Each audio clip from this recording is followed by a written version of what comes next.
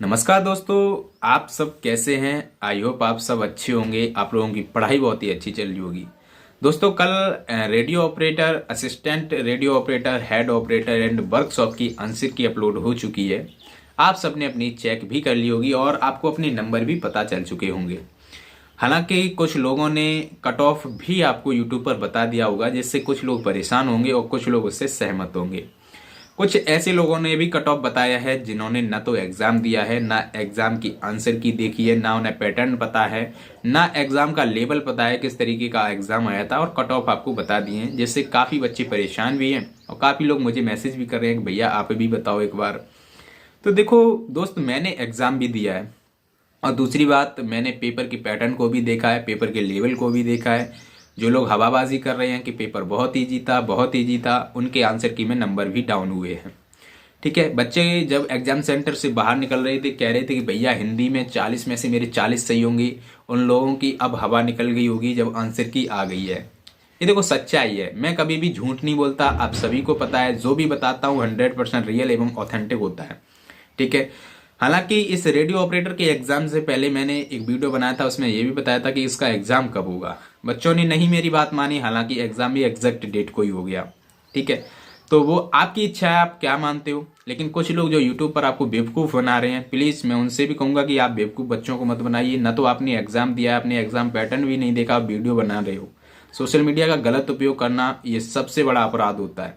ठीक है, चलो ये इन सब बातों से हमें कोई मतलब नहीं है। हम अपने टॉपिक पर आते हैं कि भाई आपकी असिस्टेंट रेडियो ऑपरेटर की कट ऑफ क्या रह सकती है। इसमें मैं वर्कशॉप और हेड ऑपरेटर की कोई बात नहीं करूंगा।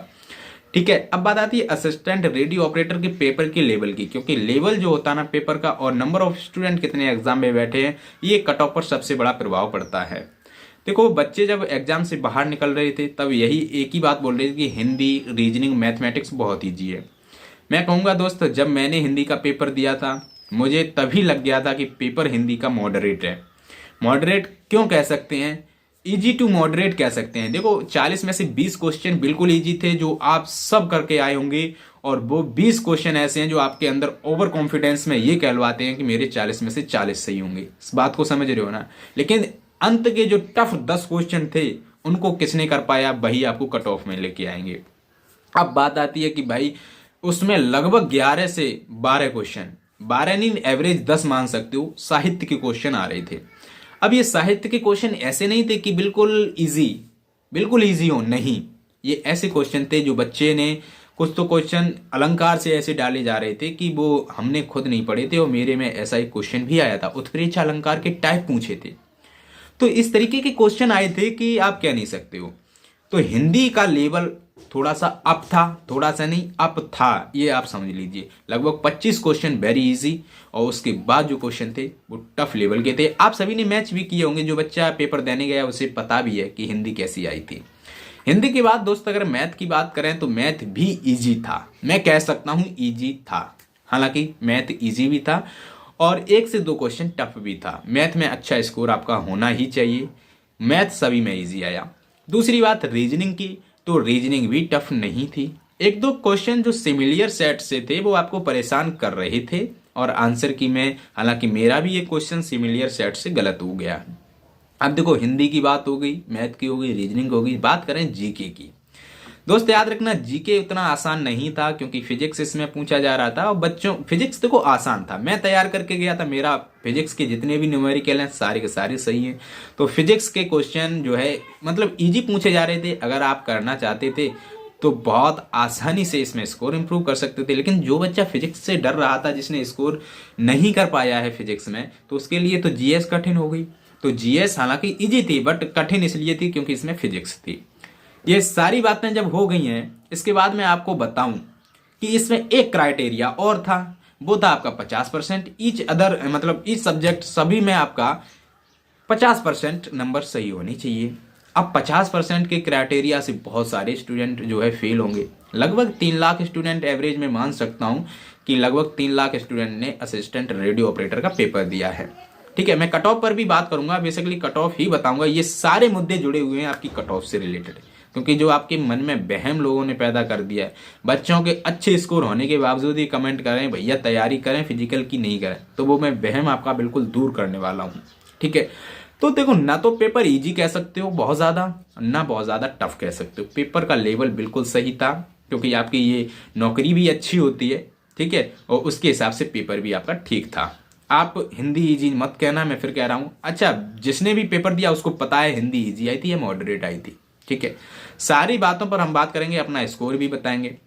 दोस्तों, इन सभी के चलते बच्चों के स्कोर डाउन भी हुए हैं और कुछ बच्चों के अच्छे भी स्कोर हुए हैं। जिसका साहित्य फंस गया उसका अच्छा स्कोर गया, जिसका साहित्य नहीं फंसा उसका स्कोर डाउन हुआ। अब देखो, सेक्शनल अगर हम बात करें तो किस सब्जेक्ट में हमें कितने स्कोर जो है करना उचित था।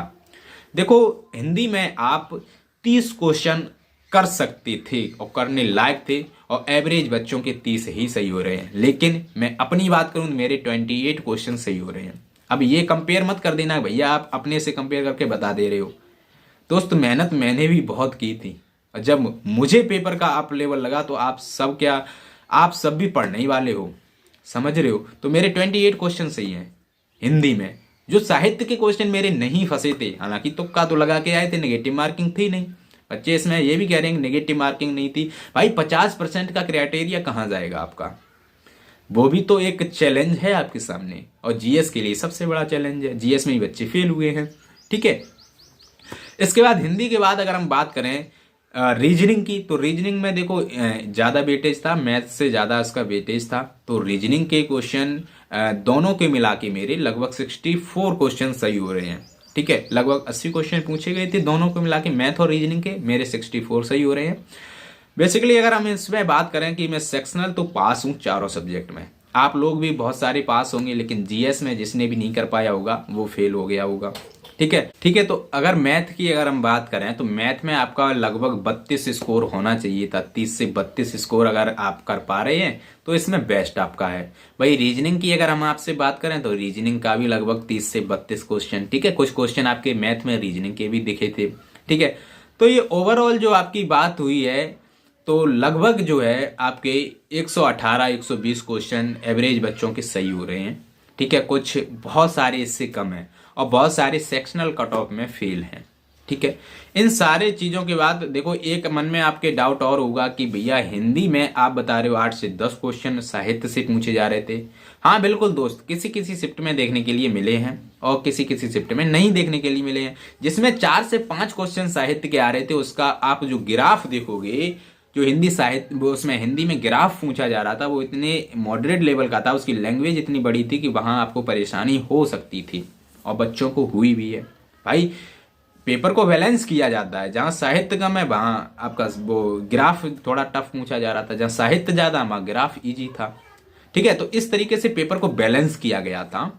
और ओवरऑल अगर हम निष्कर्ष की बात करें कि आपकी कट ऑफ क्या रह सकती है, तो देखो जनरल की कट ऑफ में बताऊंगा, इसके अलावा ईडब्ल्यूएस, ओबीसी, एससी, एसटी, ठीक है। फीमेल का आप 1 से 2 नंबर, 1 से 2 क्वेश्चन, 2 से 3 क्वेश्चन आगे पीछे कर लेना। देखो सबसे पहले यूआर की, तो उससे पहले देखो मैं अपना स्कोर भी आपको बता देता हूं, आप लोग बहुत जानना चाह रहे होंगे, ठीक है। देखो मैं आपको बताऊं, मेरे टोटल 118 क्वेश्चन सही हुए हैं। लगभग मेरे जीके जीएस में 26 क्वेश्चन सही हैं, वही हिंदी में मेरे 28 क्वेश्चन सही हैं, और लगभग मेरे टोटल मैंने आपको बता दिया मैथमेटिक्स और रीजनिंग में 64 क्वेश्चन सही हैं, और मैं सेक्शनल कट ऑफ पार हूं, ठीक है। लगभग क्या 295 नंबर मेरे बन रहे हैं, ठीक है। तो देखो मैं कट ऑफ भी आपको अपने हिसाब से नहीं, आप सभी को एवरेज को देखकर मैं बता रहा हूं। कुछ बच्चे ऐसे होंगे जो 325 क्रॉस हैं, जिनके मार्क्स 325 प्लस हैं, तो उन्हें तो कोई रोक नहीं सकता, लेकिन हर बच्चे के इतने नामुमकिन है। अब कुछ लोगों के मुझसे भी ज्यादा नंबर हैं, लगभग 300 के करीब हैं, लेकिन वो सेक्शनल फेल हो चुके हैं। हालांकि मैथ में बहुत अच्छा किया, हिंदी में बहुत अच्छा किया, रीजनिंग में बहुत अच्छा किया, लेकिन फिजिक्स नहीं हो पाई उनकी, ठीक है। फिजिक्स नहीं हो पाई, तो उसकी वजह से बच्चे डाउन हो गए, फेल हो गए। आप अगर किसी भी सेक्शन में फेल होते हैं तो वहां से सीधा है कि आप बाहर हो जाएंगे, चाहे आपके नंबर कितने भी हों।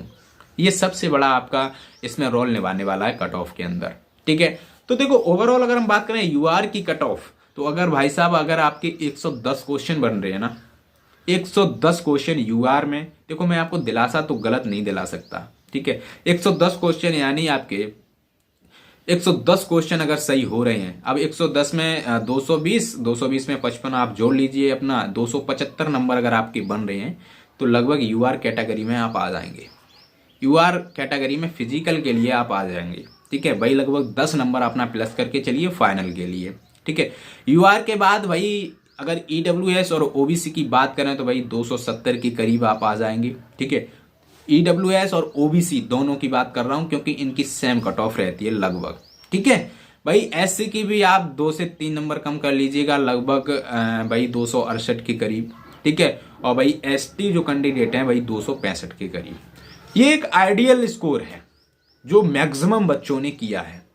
जो लोग कहते हैं बहुत हल्का पेपर है, बहुत हल्का पेपर है, आपने यूट्यूब पर लाखों वीडियो देख ली होंगी, हजारों देख ली होंगी। दोस्त मैं आपको क्लियर बता दूं, जिसने पेपर ही नहीं दिया उसको पैटर्न ही नहीं पता है। कुछ भी बोले जा रहे हो यार, मैंने भी कल से बहुत सारी वीडियो देखी है, बहुत सारी वीडियो एनालिसिस करी है। ठीक है, मैंने बहुत ज़्यादा मेहनत करने के बाद मेरे 295 नंबर बन रहे हैं, समझ रहे हो। तो ये है। और देखो वहाँ एग्ज़ाम का प्रेशर होता है, और हालांकि पेपर ज़्यादा टफ नहीं था, पेपर ठीक था, आपके लेवल का पेपर था। तो एक बार मैं फिर से आपको बता देता हूं कि यूआर की कट ऑफ 275 प्लस।